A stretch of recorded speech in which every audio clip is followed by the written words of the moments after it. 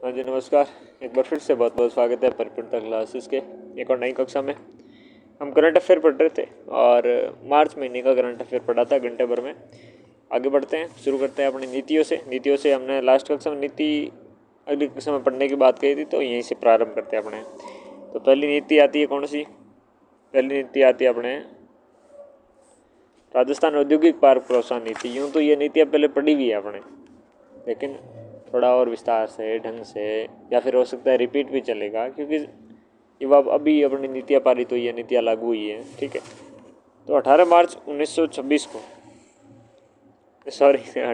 2026 को उद्यमी संवाद समारोह हुआ।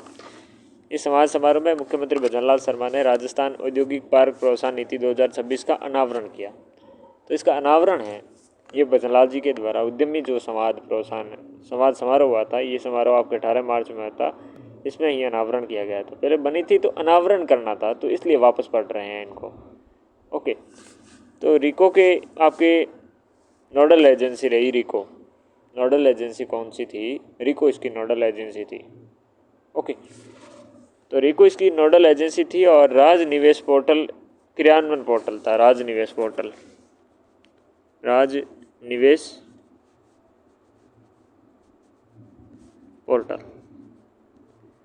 और रिको के द्वारा, किसके द्वारा? रिको के द्वारा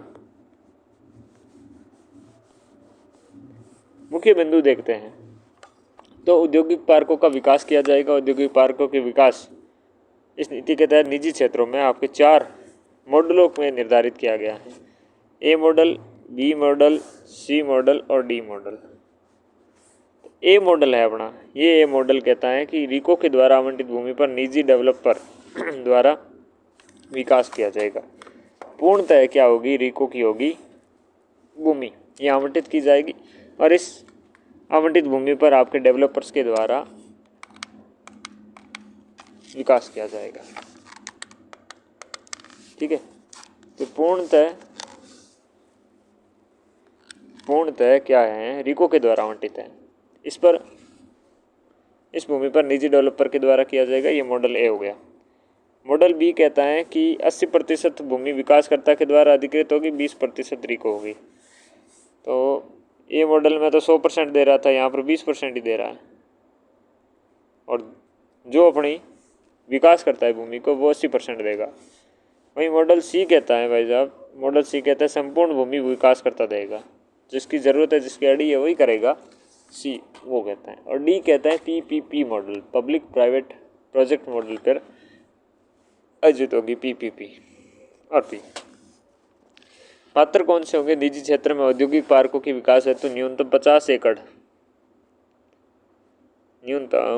एकड़ क्षेत्रफल एवं आपके न्यूनतम 10 औद्योगिक इकाइयों की स्थापना अनिवार्य है। तो न्यूनतम कम से कम कितनी? 10 औद्योगिक इकाई स्थापित करनी होगी, 50 एकड़ तो क्षेत्रफल होना चाहिए। पूंजीगत अनुदान देखिएगा, 10 औद्योगिक पार्क डेवलपर्स को अवसंरचना विकास पर 20% अनुदान दिया जाएगा। किसके? अवसंरचना विकास पर। प्रथम 10 औद्योगिक पार्क डेवलपर्स को 100 एकड़ के तक के पार्कों के लिए 20 करोड़ रुपए। इंपॉर्टेंट, 20 करोड़ रुपए कहाँ तक? 100 एकड़ के आपके पार्कों तक। 100 से 250 एकड़ के तक के पार्कों के लिए 30 करोड़ रुपए और 250 से अधिक होने पर 40 करोड़ रुपए इसके आपके पार्क हेतु दिए जाएंगे। तो 100 एकड़ तक पार्क हेतु 20 करोड़ रुपए, 100 से 150 एकड़ तक आपके दे रहे हैं तो 300 करोड़ रुपए, और 250 से अधिक आपके एकड़ हैं तो इस एकड़ की स्थिति में 40 करोड़ रुपए। 20, 30, 40, 100, 100 टू आपके 250 plus, then you get 40 crore rupees. Okay, CETP common effluent treatment plant का व्यय का 50% अथवा 12.5 करोड़ रुपए हैं प्रति पार्क। 12.5 करोड़ रुपए प्रति पार्क अधिकतम का अनुदान होगा। व्यय का अधिकतम आपकी कितना प्रतिशत? अधिकतम आपकी 50% व्यय का, और वरना 12.5 करोड़ रुपए हैं प्रति पार्क का अधिकतम अनुदान होगा। कॉमन आपके एफ्लुएंट ट्रीटमेंट प्लांट पर होगा। वे का, ठीक है ना। CETP याद रखना, कॉमन इफ्लुएंट ट्रीटमेंट प्लांट याद रखना। 50% या 12.5 करोड़ रुपये प्रति पार्क अधिकतम का अनुदान।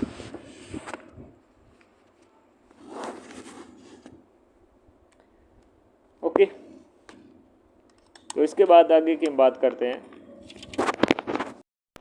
लो, थोड़ी आवाज़ धीरे आ रही थी तो आवाज़ सेट हो गई होगी अब, तो थोड़ा रिवीजन मारना पड़ेगा क्योंकि आवाज़ आई है नहीं आई इसकी भी गारंटी नहीं है। तो सीधी बात, नो बकवास।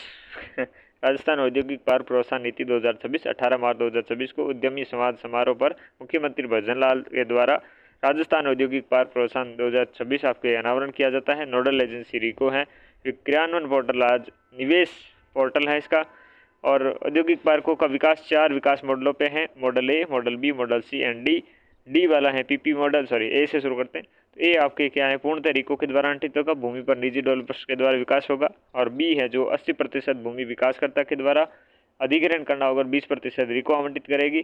सी में आपके संपूर्ण विकासकर्ता के द्वारा भूमि लगाई जाएगी। और डी में पीपीपी मॉडल पर प्राइवेट पब्लिक मॉडल आपके जो प्रोजेक्ट मॉडल हैं इस पर होगा। पात्रता वही होगी, निजी क्षेत्र में औद्योगिक पार्कों के विकास हेतु न्यूनतम 50 एकड़ क्षेत्रफल और न्यूनतम 10 औद्योगिक इकाइयों की स्थापना अनिवार्य है। पंजीगत अनुदान, प्रथम 10 औद्योगिक पार्क डेवलपर्स को अवसंरचना क्या है, अवसंरचना विकास पर 20% अनुदान, जिसकी अधिकतम सीमा आपकी इस प्रकार से होगी। तो 20% अनुदान होगा 100 एकड़ तक के पार्कों पर 20 करोड़ रुपए।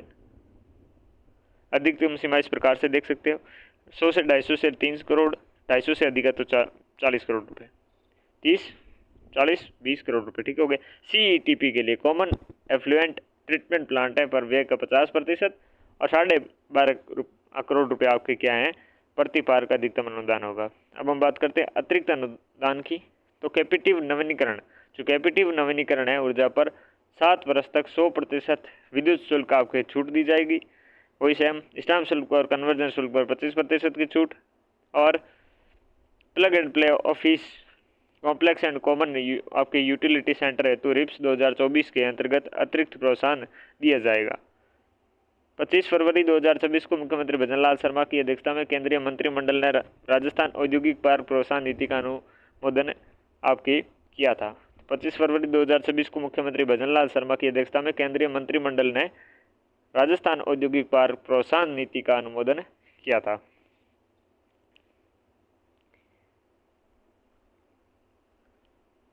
अब बात करते हैं राजस्थान की सेमीकंडक्टर जो पॉलिसी है 2025 की। ये 18 मार्च 2026 को उद्यमी संवाद समारोह में मुख्यमंत्री भजन लाल शर्मा ने राजस्थान सेमीकंडक्टर पॉलिसी थी 2025 इसका अनावरण किया। और इसमें प्रावधान देखें तो इस नीति के तहत भारत सरकार के द्वारा इंडिया सेमीकंडक्टर मिशन योजना के तहत स्वीकृत पूंजी है, इसे सब्सिडी के 60% के समतुल्य पूंजी अनुदान राज्य सरकार के द्वारा प्रोत्साहन के रूप में दिया जाएगा। तो इस नीति के तहत भारत सरकार के द्वारा इंडिया सेमीकंडक्टर मिशन योजना के तहत स्वीकृत पूंजी सब्सिडी के 60% समतुल्य पूंजी अनुदान राज्य सरकार के द्वारा प्रोत्साहित के रूप में दिया जाएगा। तो समतुल्य पूंजी अनुदान राज्य सरकार द्वारा प्रोत्साहन के रूप में दिया जाएगा। पूंजीगत निवेश को बढ़ावा देने के लिए बैंकों और वित्तीय संस्थानों के लिए टर्म लोन 5% ब्याज अनुदान दिया जाएगा। तो पूंजीगत निवेश है, इस निवेश को बढ़ावा देने के लिए बैंकों और वित्तीय जो संस्थाएं हैं उसके लिए टर्म लोन पर आपके 5% ब्याज अनुदान दिया जाएगा।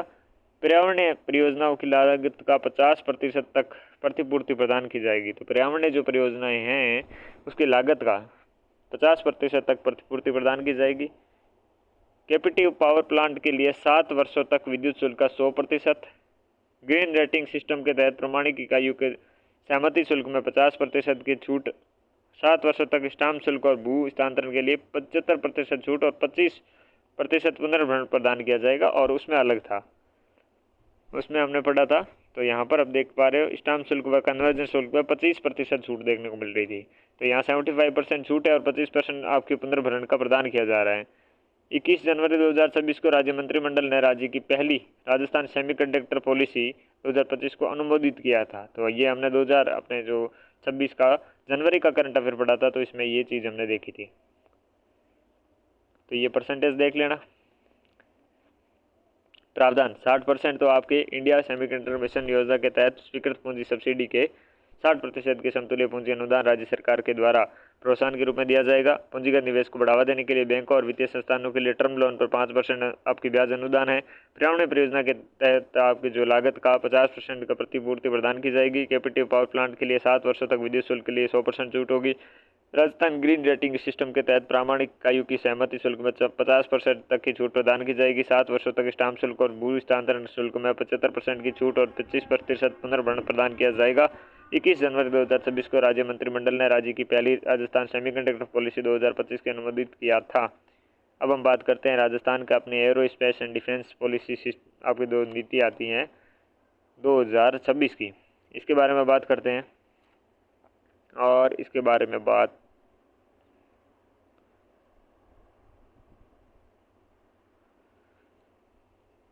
हाँ 18 मार्च 2026 को अपने उद्यमी संवाद समारोह में, वही उद्यमी संवाद समारोह था, उसमें समय मुख्यमंत्री भजनलाल शर्मा ने Rajasthan arrow space and defence policy 2026 का क्या किया, अनावरण किया। ठीक है, रिपीटिव बात है तो प्रमुख प्रावधान देखते हैं।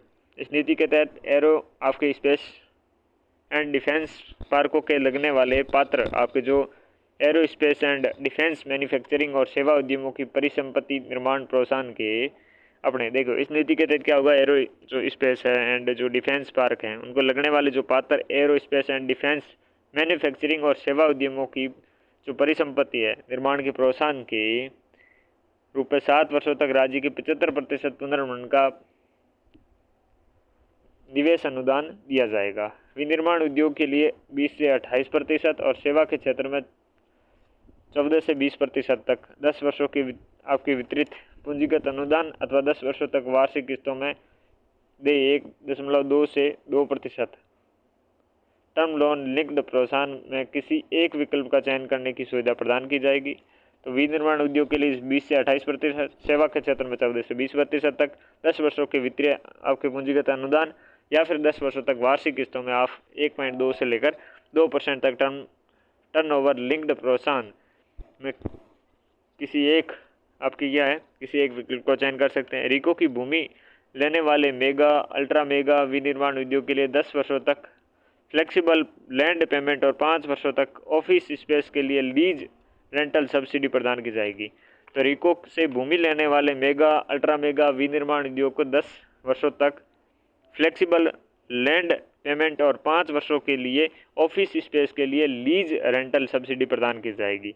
इस नीति के अंतर्गत आपके प्रोत्साहन पर टॉपअप के रूप में 10 से 15% एम्प्लॉयमेंट बूस्टर और पहली 3 मेगा या अल्ट्रा मेगा इकाइयों के लिए 25% आपके सनराइज बूस्टर, 10% एंकर बूस्टर तथा 20% थ्रस्ट बूस्टर प्रदान किया जाएगा।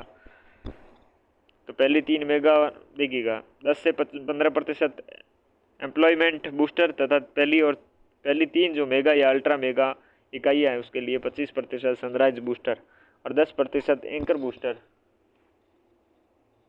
10% एंकर बूस्टर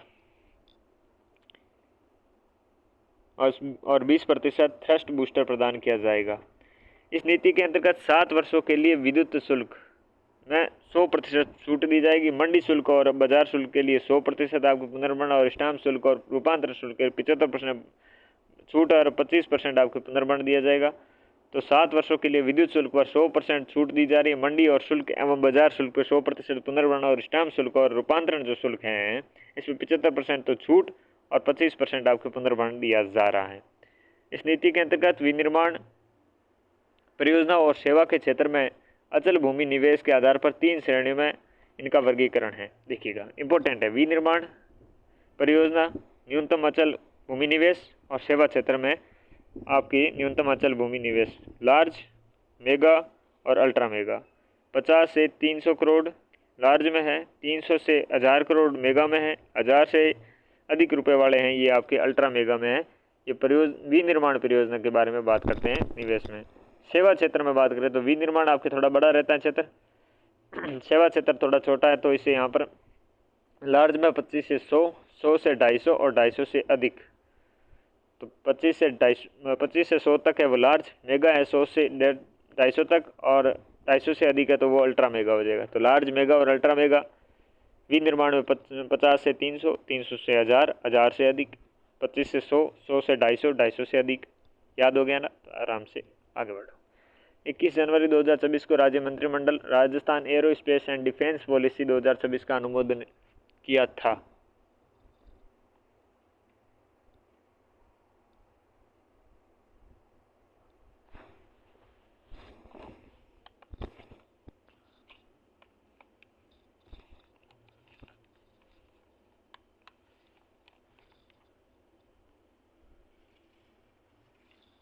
आगे बढ़ते हैं, चलिए आगे हम बात करते हैं किसकी, राजस्थान कृषि उपज मंडी जो प्रांगण भूमि है वो अर्जन नीति, इसके बारे में बात करते हैं। सही है,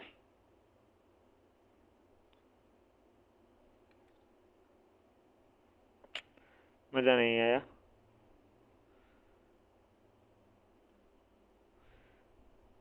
हाँ, तो राजस्थान कृषि उपज मंडी प्रांगण भूमि अर्जन नीति देखते हैं। 10 मार्च 2026 को मुख्यमंत्री भजनलाल शर्मा ने मंडी विकास से संबंधित भूमि अर्जन की प्रक्रिया पारदर्शी और सुव्यवस्थित बनाने के लिए राजस्थान कृषि उपज मंडी प्रांगण भूमि अर्जन नीति का अनुमोदन किया। इस नीति के अंतर्गत आपकी मंडी विकास की परियोजनाओं से संबंधित भूमि अवाप्ति के जिन मामलों में अवार्ड जारी हो चुके हैं, ऐसे प्रकरणों में अवाप्त या अवाप्त्याधीन कुल भूमि का 15% आपके विकसित भूमि आवंटित की जाएगी। 15% याद रखना। इस प्रकार भूमि अवाप्ति के ऐसे मामले जिनमें अवार्ड जारी नहीं है, उन प्रकरणों में 20% विकसित भूमि आवंटित की जाएगी। तो जिनमें आपके अवाप्ति या अवाप्तिधीन जो कुल भूमि है उसके प्रतिशत विकसित कितना हो जाएगा? 15 है। और जिनमें अवार्ड जारी नहीं है तो उनमें 20% है।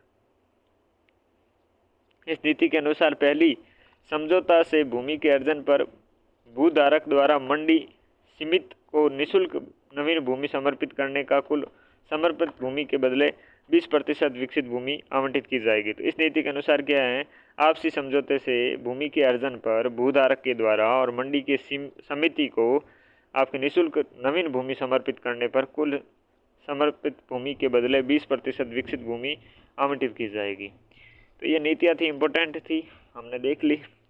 आपके वो 15% अवार्ड वाले और 20% ये वाली याद रखना, और 20% ये अतिरिक्त जो आपके समर्पित भूमि के बदले दी जा रही है याद रखना बस। तो खास आंकड़े इतने हैं नहीं, उसमें थोड़े ज़्यादा आंकड़े थे, लास्ट वाले में इतने आंकड़े नहीं हैं। टीबी मुक्त भारत अभियान, अब अभियानों के बारे में बात करते हैं। 24 मार्च 2026 को चिकित्सा एवं स्वास्थ्य मंत्री गजेंद्र सिंह खींवसर है जो SMS मेडिकल कॉलेज जयपुर में 100 दिवसीय आपके टीबी मुक्त भारत अभियान का शुभारंभ किया। SMS सिस्टम आपके मेडिकल में करते हैं, गजेंद्र सिंह खींवसर करते हैं, 24 मार्च 2026 को करते हैं। इस अभियान के अंतर्गत राज्य में चिन्हित उच्च जोखिम वाले ग्रामों में आयुष्मान आरोग्य शिविरों का आयोजन किया जाएगा। इस अभियान के अंतर्गत आपके राज्य में चिन्हित उच्च जोखिम वाले ग्रामों में आयुष्मान आरोग्य शिविरों का आयोजन किया जाएगा। तो इस अभियान के अंतर्गत क्या है, राज्य में चिन्हित जो उच्च जोखिम वाले ग्राम हैं, तो उन जोखिम वाले गाँवों में आपके आयुष्मान आरोग्य शिविरों का आयोजन किया जाएगा। और इन शिविरों में 14 वर्ष से अधिक आयु के सभी व्यक्तियों की जांच की जाएगी, जिसमें टीबी स्क्रीनिंग की जाएगी, haemoglobin, blood sugar, blood pressure, body mass index, छाती का एक्सरे आदि जांचें की जाएगी, आपको शामिल होगी। 2025 में 3350 ग्राम पंचायतों को टीबी मुक्त घोषित किया गया, कितने? 3350 को, तथा 1.75 करोड़ से अधिक टीबी रोगियों की स्क्रीनिंग की गई है। देश में सर्वाधिक स्क्रीनिंग की गई है राजस्थान में। इस अभियान का राष्ट्रीय स्तर पर शुभारंभ 24 मार्च 2026 को टीबी विश्व टीबी दिवस आता है 24 मार्च,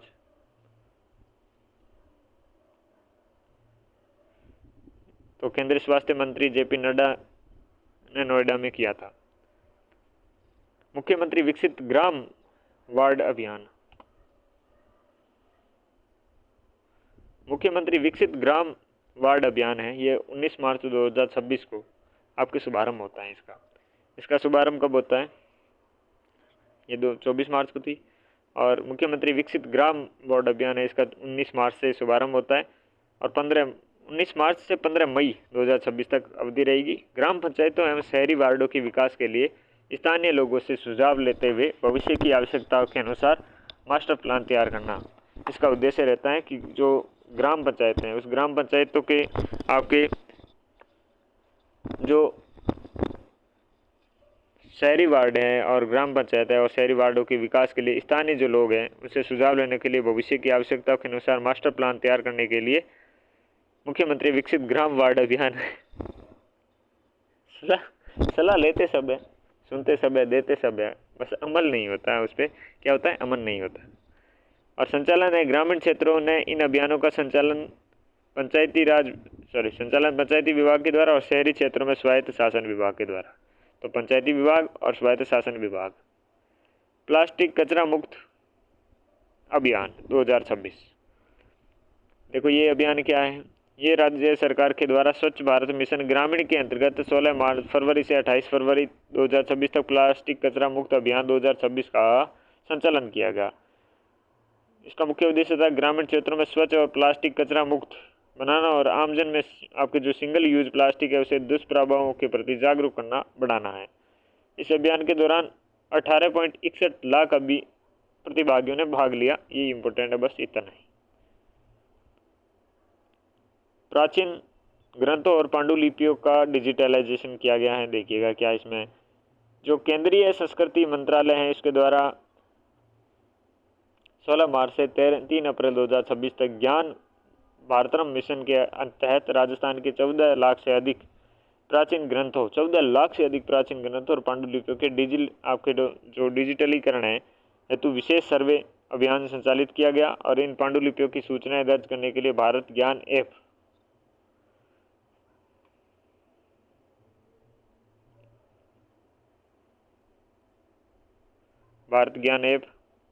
का उपयोग किया गया तथा जागरूकता हेतु हर घर दस्तक अभियान का संचालन किया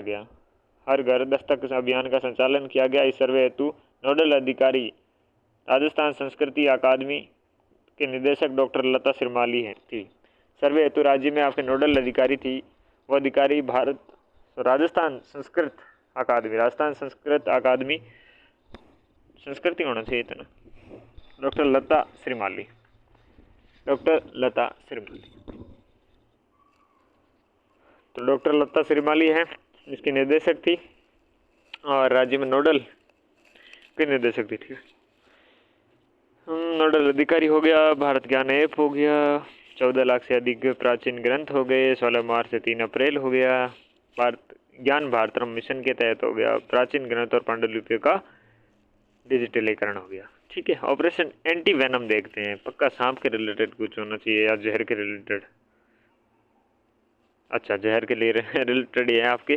15 से 31 मार्च 2026 तक जयपुर रेंज पुलिस ने आपके नशे के कारखानों के खिलाफ ऑपरेशन एंटी वेनम का विशेष अभियान संचालित किया गया।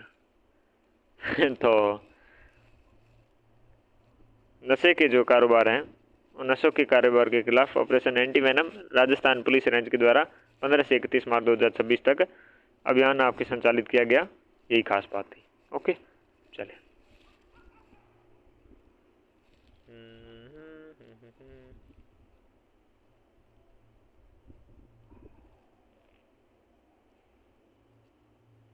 ओके, अब हम बात करते हैं रिपोर्ट एंड सूचकांक। राजकोषीय स्वास्थ्य सूचकांक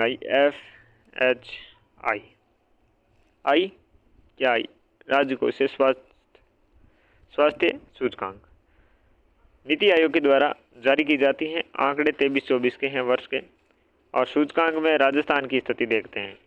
इस सूचकांक में राजस्थान का 27.6 आपके FHI स्कोर के साथ देश भर में 14वां स्थान है, और पहले इसका स्कोर आपके 28.4 स्कोर था, 12वें स्थान था, लेकिन थोड़ा स्थान गिरा है, 14वां स्थान आया और 27.6 आपकी FHI स्कोर आया है। इस सूचकांक में राजस्थान परफॉर्मर श्रेणी में रखा गया है। कौन सी श्रेणी में? परफॉर्मर श्रेणी में रखा गया है। ठीक है, तो परफॉर्मर श्रेणी में रखा गया है, जिसमें राजस्थान का प्रदर्शन देखिएगा विभिन्न श्रेणियों में। तो व्यय की गुणवत्ता में 43.7 फ्रंट रनर है, 11वीं रैंक है। राजस्व ग्रहण आपके संग्रहण में 29.4 स्कोर किया, परफॉर्मर है, 14वीं रैंक है। राजकोषीय विवेक है जिसपे 11.3 स्कोर है, जिसमें आपके एस्पिरेशनल हैं और 15वीं रैंक है। ऋण सूचकांक में 32.1 है, परफॉर्मर है, 15 आपके रैंक है। समझ भाई बात। FHI यानी कि फिजिकल हेल्थ आपके इंडेक्स होता है। फिजिकल नहीं है, फिजिकल है। यहाँ पर जो राजकोषीय स्वास्थ्य होता है ये सूचकांक, तो राजकोषीय में इसके देखिए योगदान देखता है कि इसमें क्या कितना रहा। तो जिसमें यहाँ पर आप देख पा रहे हो कि व्यय की गुणवत्ता है, इस व्यय की गुणवत्ता में स्कोर क्या रहा, 43.7 रहा, जिसमें फ्रंट रनर रहा और 11वीं अपनी रैंक ली इसने, ठीक है ना। तो क्वालिटी ऑफ एक्सपेंडिचर है अच्छा वो बोल दिया, इंग्लिश अंकल में ले ली थी। तो यहाँ पर व्यय की गुणवत्ता है जिसमें 43.7 है आपकी स्कोर है और फ्रंट रनर है और 11वीं रैंक थी। तो इसमें अच्छा किया है, फ्रंट रनर भी रहा, परफॉर्मर यानी कि ठीक ठाक, ठीक है ना, बस कर रहा है। राजस्व आपके संग्रहण में इसका नहीं बोलूँगा। 29 पॉइंट आपके 29 पॉइंट आपके 4 स्कोर रहा, परफॉर्मर था, इसमें 14वीं रैंक थी, ठीक है। और राजकोषीय विवेक, तो व्यय की गुणवत्ता में अच्छा था, 43.7 था, फ्रंट रनर था, 11वीं रैंक थी। राजस्व संग्रहण में 29.4 था, परफॉर्मर था, 14वीं रैंक थी। राजकोषीय विवेक है इसमें 11.3 स्कोर ही रहा और इसके में आपकी क्या है, एस्पिरेशनल में था और 15वीं रैंक थी। और ऋण सूचकांक में 32.1 और परफॉर्मर रहा, 15वीं रैंक थी। Okay done. चलिए, विभिन्न योजनाओं के क्रियान्वयन में जयपुर जिला प्रथम, किन किन में प्रथम रहा है जयपुर, देखिएगा।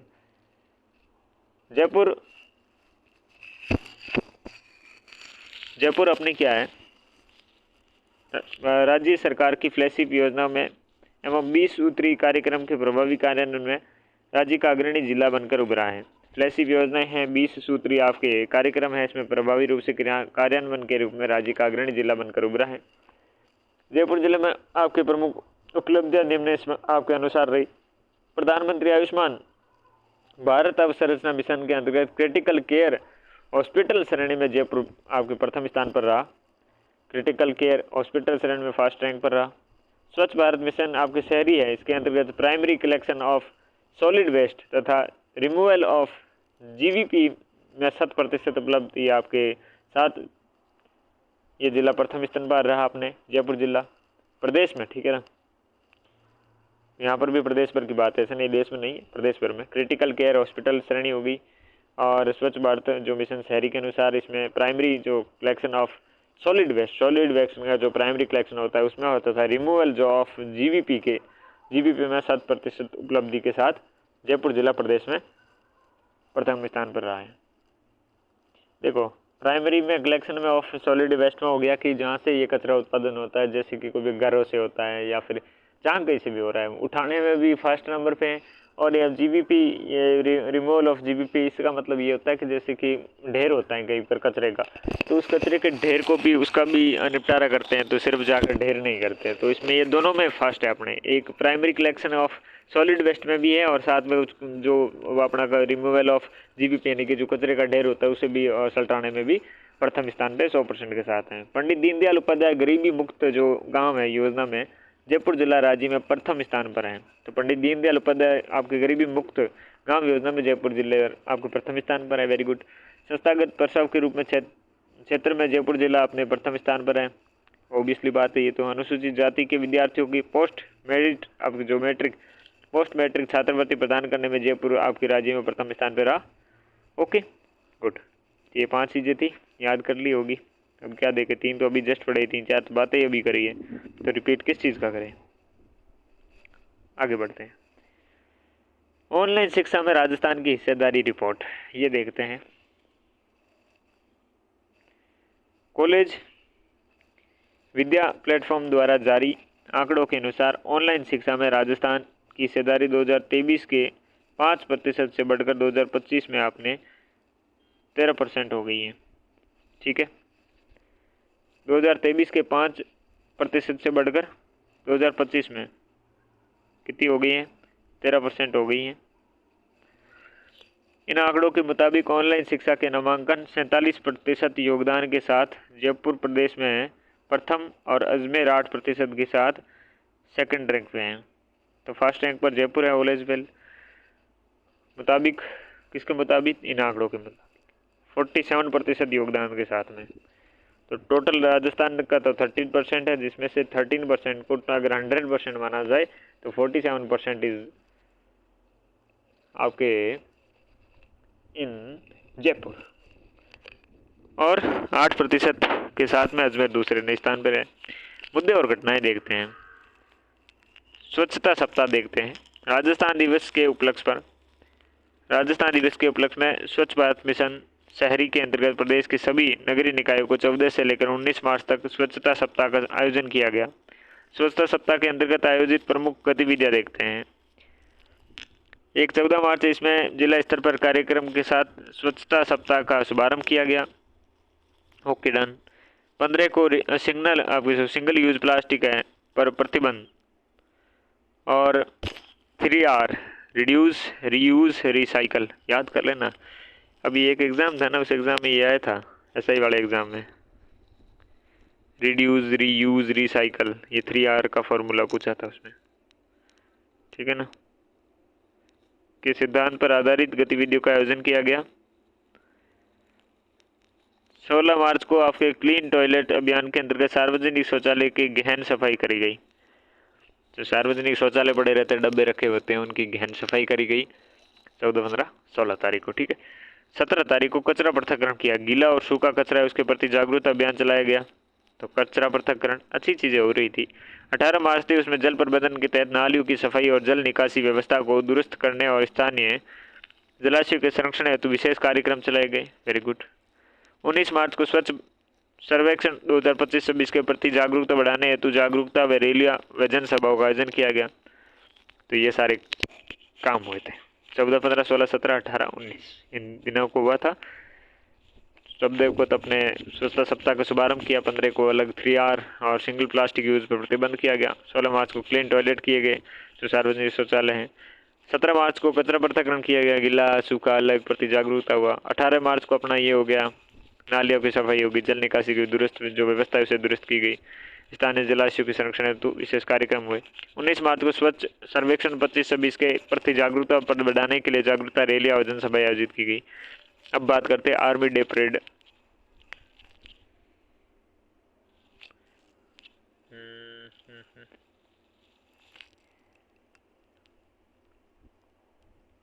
ओके, अब हम बात करते हैं आर्मी डे परेड संकल्प का विमोचन। 6 मार्च 2026 को मुख्यमंत्री भजन लाल शर्मा ने मुख्यमंत्री कार्यालय में सेना दिवस परेड 2026 का संकलन पुस्तक एवं लघु फिल्म का विमोचन किया। मुख्यमंत्री भजन लाल शर्मा ने मुख्यमंत्री कार्यालय में अपनी सेना दिवस परेड 2026 के संकलन पुस्तक एवं लघु फिल्म का विमोचन किया, और इस अवसर पर मुख्यमंत्री भजन लाल शर्मा ने आर्मी डे परेड के आयोजन की महत्वपूर्ण भूमिका निभाने वाले अधिकारी को अपने प्रशस्ति पत्र देकर सम्मानित किया। नवीन जैन को, सचिन मित्तल को, कृष्ण कुणाल को, डॉक्टर जितेंद्र कुमार सोनी को, मेजर जनरल अमर रामदासनी को, कर्नल संदीप श्रीधरन को और कर्नल हरिचंद्र सुमरा को दिए गए। ठीक है, चले, बाकी याद तो इतना नहीं होगा। Naveen Jain, Sachin Mittal, Krishna Kunal, doctor Jitendra Kumar Soni, major general Amar Ramdasani, colonel Sandeep Sreedharan, colonel Harinder Sumra. अब देखते हैं जो पीएम किसान सम्मान निधि थी उसकी 22वीं किस्त। जो 22वीं किस्त थी ये अपने 13 मार्च 2024 को पीएम किसान उत्सव दिवस के उपलक्ष्य में प्रधानमंत्री नरेंद्र मोदी ने अपने गुवाहाटी असम से सीएम किसान सम्मान निधि योजना, पीएम किसान सम्मान निधि योजना, यहाँ पर पीएम ही बोला ना, सीएम नहीं बोला ना, अब बोल गया हो तो क्या हुआ। 22वीं किस्त जारी कर दी है। इस किस्त के अंतर्गत राज्य के लगभग 66.76 लाख किसानों को खातों में 1335 करोड़ रुपए प्रति किसान को 2000 रुपये की राशि हस्तांतरित की गई। इस अवसर पर राज्य स्तरीय कार्यक्रम मुख्यमंत्री भजन लाल शर्मा की अध्यक्षता में राज्य कृषि प्रबंधन संस्थान दुर्गापुरा आज जयपुर में आयोजित की गई। ओके, तो 1335 करोड़ ये आपके राजस्थान में कहाँ आयोजन हुआ? कृषि प्रबंधन संस्थान दुर्गापुरा जयपुर, ये इंपॉर्टेंट। नागरिक सुरक्षा विभाग की आधिकारिक वेबसाइट का शुभारंभ। नागरिक सुरक्षा विभाग की 6 मार्च 2026 को कैबिनेट मंत्री किरोड़ी लाल मीणा ने नागरिक सुरक्षा विभाग की आधिकारिक वेबसाइट है वो आपके cd.rajasthan.gov.in शुभारंभ किया। ठीक है, इस वेबसाइट के नागरिक सुरक्षा सेवाएं स्वयं सेवकों आमजन के माध्यम से एक सेतु के रूप में कार्य करेंगे। नागरिक सुरक्षा सेवाओं और स्वयं सेवकों एवं आमजन के मध्य क्या करेंगे, एक सेतु के रूप में काम करेंगे। 2025 में नागरिक सुरक्षा विभाग को आपदा प्रबंधन विभाग के अधीन किया गया था। नागरिक सुरक्षा विभाग इसको आपदा प्रबंधन विभाग के अधीन किया गया था 2015 में। Agriculture land management carbon project. Agriculture land management carbon project हाल ही में कृषि विभाग और मेमर्स IORA ecological solution private limited के मध्य राजस्थान के agriculture land management carbon project शुरू करने हेतु सहमति क्या है बनी थी। किस चीज़ की सहमति बनी थी? अपने राजस्थान में agriculture land management carbon project शुरू करने के लिए कृषि विभाग और मेमर्स IORA ecological solution private limited के मध्य। इसके तहत राजस्थान के 3 ब्लॉक्स कोटपुतली बहरोड के बानासुर ब्लॉक, दौसा के महुआ ब्लॉक, टोंक के मालपुर ब्लॉक के कार्बन क्रेडिट ट्रेडिंग स्कीम 2023 के अंतर्गत कार्बन क्रेडिट को पायलट प्रोजेक्ट के रूप में शुरू किया गया। तो कोटपुतली बहरोड का बानासुर ब्लॉक, दौसा का महुआ ब्लॉक और टोंक का मालपुरा ब्लॉक। कार्बन क्रेडिट प्रणाली जलवायु परिवर्तन को कम करने के लिए बनाया गया आर्थिक और पर्यावरण तंत्र है। इसका उद्देश्य वातावरण में ग्रीन हाउस गैसों के विशेष रूप से कार्बन डाइऑक्साइड के उत्सर्जन को नियंत्रण और कम करना। मुख्यमंत्री भजनलाल शर्मा के द्वारा दी गई विभिन्न घोषणाएं, इनके द्वारा जो घोषणाएं की गई हैं उनके बारे में देखें तो 30 मार्च 2026 को मुख्यमंत्री भजनलाल शर्मा ने राज्य की 1,22,000 आंगनबाड़ी कार्यकर्ताओं से सहयोगिनियों को 2 आपकी यूनिफॉर्म हेतु DBT, तो 1,22,000 आंगनबाड़ी कार्यकर्ताएं हैं और जो सहायिकाओं को आपके 2 यूनिफॉर्म हेतु DBT के माध्यम से 1,000 रुपये हस्तांतरण किए गए। कितने 1,000 रुपये।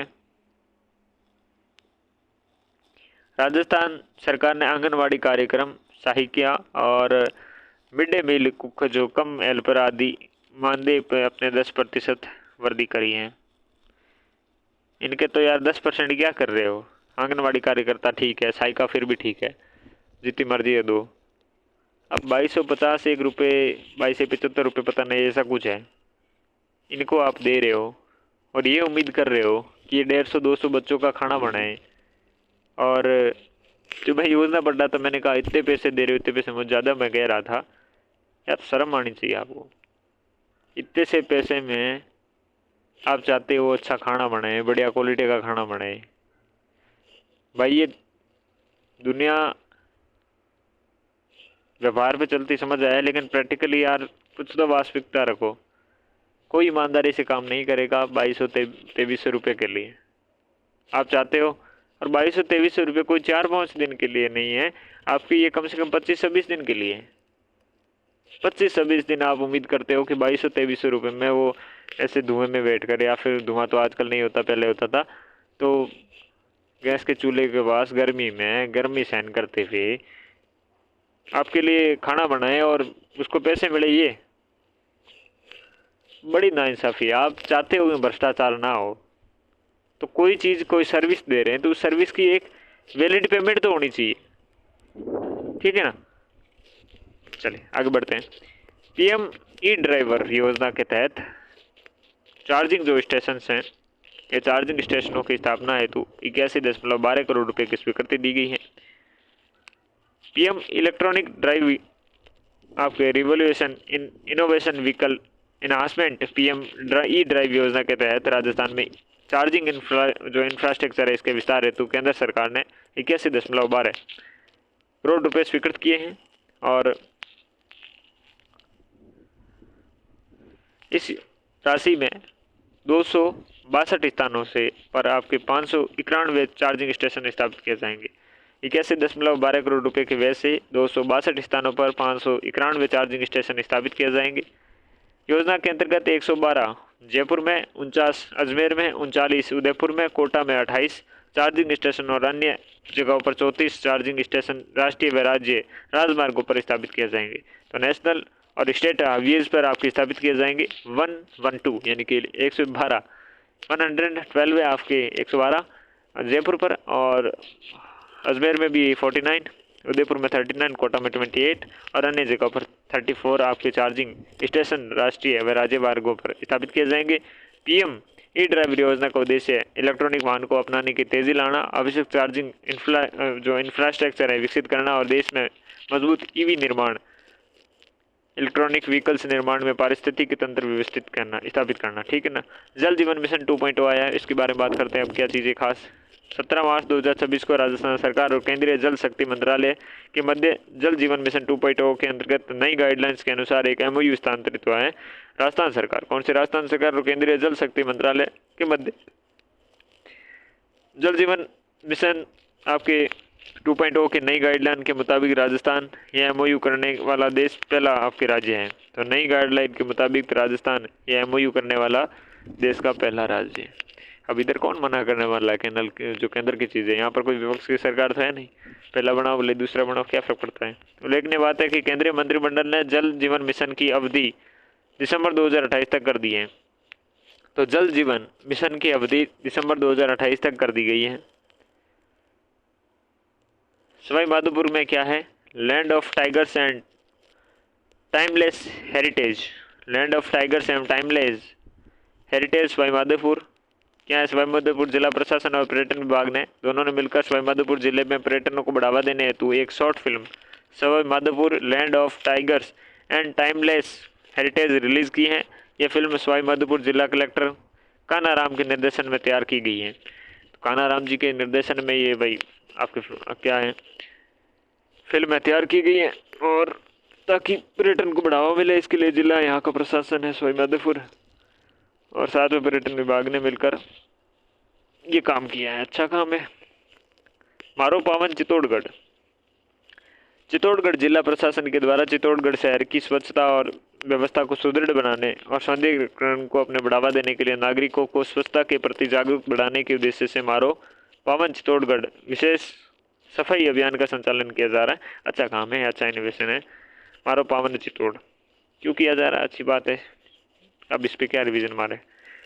जल ग्रहण विकास एवं भू संरक्षण विभाग तथा AIWC के मध्य MOU है। एक जल ग्रहण विभाग हो गया, एक साथ में भू संरक्षण विभाग हो गया और एक हो गया AIWC के मध्य आपके MOU है। 18 मार्च 2026 को जल ग्रहण विभाग, जल ग्रहण विकास भू संरक्षण विभाग तथा Australia India water centre AIWC Australia India water centre के मध्य एक MOU हस्ताक्षरित किया गया है।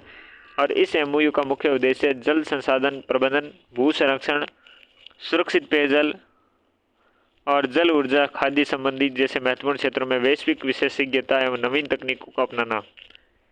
तो इसके लिए जल ग्रहण विकास, भू संरक्षण विभाग और AIWC Australia India water centre के मध्य MOU हुआ है ताकि जल संसाधन प्रबंधन किया जाए, भूमि का संरक्षण किया जाए, सुरक्षित पेयजल तथा जल आपूर्ति, खाद्य संबंधी जैसे महत्वपूर्ण क्षेत्र है वहाँ पर वैश्विक विशेषता एवं नवीन तकनीकों को अपनाया जाए। इस दौरान कैबिनेट मंत्री मदन दिलावर ने पश्चिमी राजस्थान में यूनिसेफ के सहयोग से संचालित जल ग्रहण परियोजनाओं की सफलता पर आधारित आपके बुकलेट काम कर लो।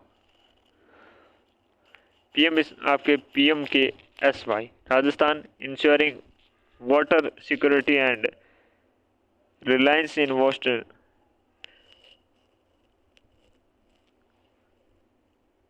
रेजिलेंस इन वेस्टर्न राजस्थान का विमोचन भी किया गया।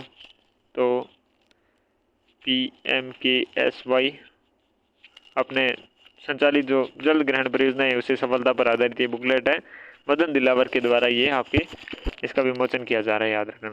पेंशन अदालत, ये क्या अदालत है भाई? पेंशन और पेंशनर्स कल्याण निदेशालय ने पेंशनर्स एवं पारिवारिक पेंशनर्स को पेंशन प्रकरण प्रस्तुत करने में आ रही समस्या और शिकायतों को समाधान के लिए वर्ष में 4 पेंशन अदालत आयोजित करने का निर्णय है। वर्ष में 4 आपके पेंशन अदालत आयोजित करने का निर्णय लिया गया है। प्रथम चरण में शिक्षा विभाग से संबंधित समस्याओं के समाधान हेतु 27 अप्रैल 2026 को संभाग स्तर पर पेंशन अदालत का आयोजन किया जाएगा। एक तो बात है ये किस कहाँ पर कौन से स्तर पर, तो संभागीय स्तर पर कब, 27 अप्रैल 2026। अपने जीएल को आरएसजीएल को डायमंड अवार्ड 14 मार्च 2026 को नई दिल्ली में आयोजित समारोह में इंडिया स्मार्ट ग्रिड फोरम द्वारा राजस्थान स्टेट गेम्स लिमिटेड आरएसजीएल को स्मार्ट गैस वितरण के क्षेत्र में आईओटी आधारित तकनीकी के प्रभावी उपभोग व नवाचार हेतु राष्ट्रीय स्तरीय डायमंड अवार्ड से सम्मानित किया गया है। 14 मार्च 2026 को नई दिल्ली में आयोजित समारोह में इंडिया आपके स्मार्ट ग्रिड फर्म के द्वारा राजस्थान स्टेट गैस लिमिटेड आरएसजीएल को स्मार्ट गैस वितरण के क्षेत्र में आईओटी आधारित तकनीकी प्रभावी उपभोग व नवाचार हेतु राष्ट्रीय स्तरीय डायमंड अवार्ड से सम्मानित किया गया। आरएसजीएल को डायमंड अवार्ड। ओके, आरएसजीएल की ओर से ये पुरस्कार महाप्रबंधक विवेक श्रीवास्तव और सीपी चौधरी को प्राप्त हुआ है।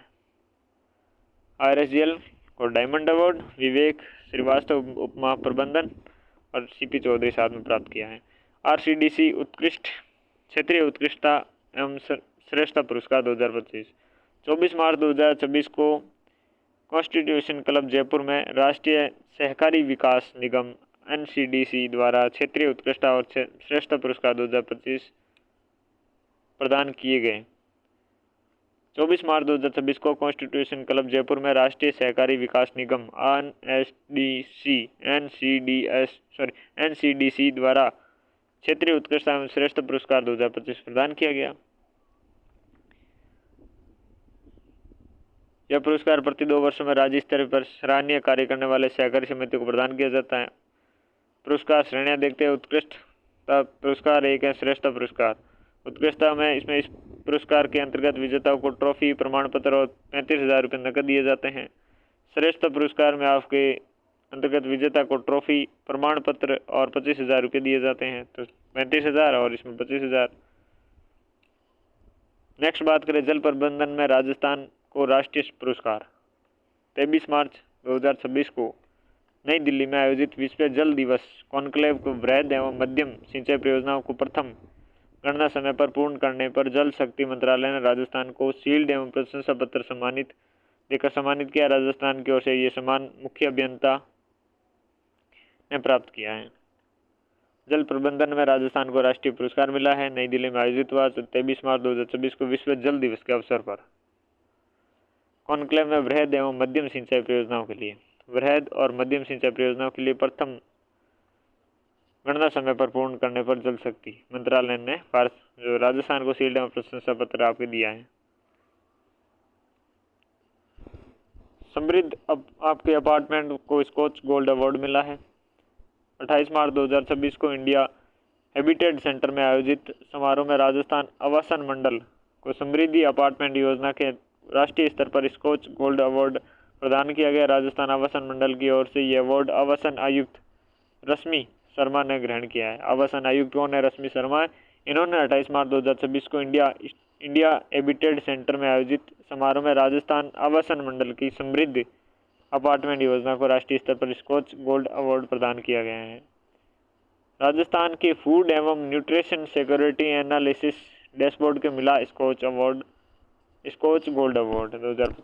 राज्य के आर्थिक और सांख्यिकी निदेशालय द्वारा विकसित फूड और न्यूट्रिशन सिक्योरिटी एनालिसिस डैशबोर्ड की प्रतिष्ठापित स्कॉच गोल्ड अवार्ड 2025 से सम्मानित किया गया।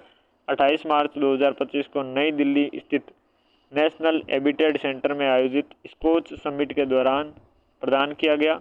राज्य की ओर से यह पुरस्कार डॉक्टर प्रवीण कुमार, सहायक निदेशक एसडीजी ने ग्रहण किया। यह डैशबोर्ड राज्य में खाद्य और पोषण सुरक्षा की स्थिति में जिलेवार आकलन का प्रस्तुत कार्य करता है। विश्व स्तर पर आपके जो स्थापित हैं मानकों के आधार पर तैयार हुए ये प्लेटफॉर्म नीति निर्माताओं एवं प्रशासनिक अधिकारियों को सटीक और विस्तृत विश्लेषण का उपलब्ध कराता है, जैसे ये योजनाएं प्रभावी क्रियान्वयन रूप से सहायता मिले। इस डैशबोर्ड का शुभारंभ मुख्यमंत्री भजनलाल शर्मा के द्वारा 2024 में किया गया था और इसे ये अवार्ड मिल गया है। गुड।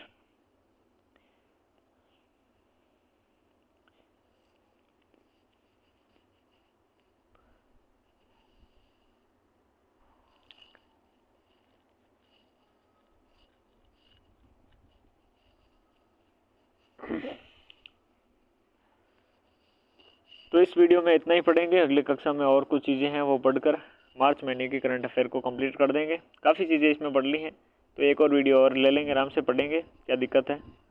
ठीक है, तो इस वीडियो में बस इतना ही। मिलते हैं अगली कक्षा में, तब तक के लिए नमस्कार, जय हिंद।